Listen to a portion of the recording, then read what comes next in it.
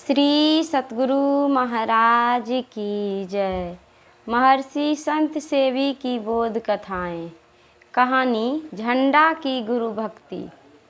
दिन में सूर्य और रात में चंद्रमा संसार को प्रकाशित करता है, लेकिन ऐसे सैकड़ों चंद्रमा उग जाएं और हजारों सूर्य उदय हो जाएं, अगर गुरु का ज्ञान नहीं है तो तुम्हारा जीवन अंधकारमय रहेगा। गुरु नानक देव जी महाराज ने एक सरदार को, जिसका नाम झंडा था, खबर भेजी कि 500 मुहर लाए। बेचारा गरीब था, सोचने लगा कि अब गुरु महाराज की आज्ञा है तो कैसे नहीं पहुंचाएंगे, लेकिन 500 मुहर लाए तो कहाँ से। झंडा और उसके पुत्र दोनों यही विचारने लगे। उस समय वहाँ का जो नवाब था, उसके यहाँ एक पहलवान रहता था, जिसका नाम था मस्किनिया। वह इतना बलवान था कि उससे कोई लड़ना नहीं चाहता था, क्योंकि जैसे ही कोई उससे हाथ मिलाता कि वह झिड़क देता, और इस तरह किसी का हाथ टूट जाता, कोई मर ही जाता था।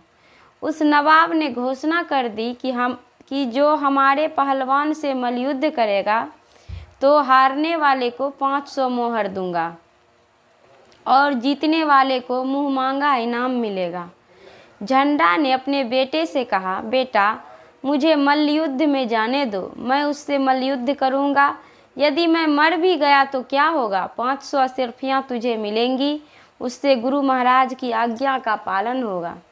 लड़के ने कहा, नहीं पिताजी, युद्ध में मुझे जाने दीजिए।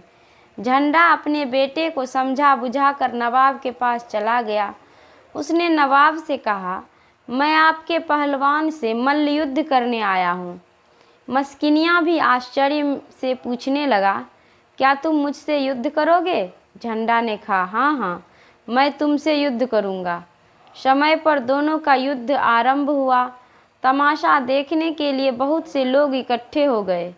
मस्किनिया ने जैसे ही उसके हाथ से हाथ मिलाया, झंडा ने ऐसा पटका दिया कि धड़ाम से धरा पर गिर गया।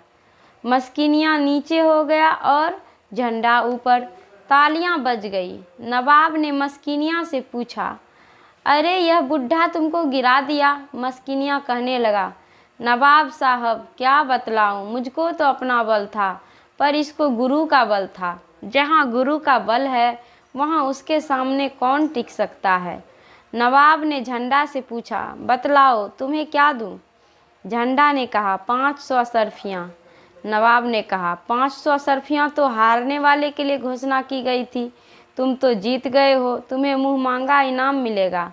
झंडा ने कहा, 500 अशर्फियों से अधिक की आवश्यकता मुझे नहीं है। नवाब ने उसे 500 अशर्फियाँ दी। वह उन अशर्फियों को लेकर गया और गुरु चरणों में समर्पित कर दिया।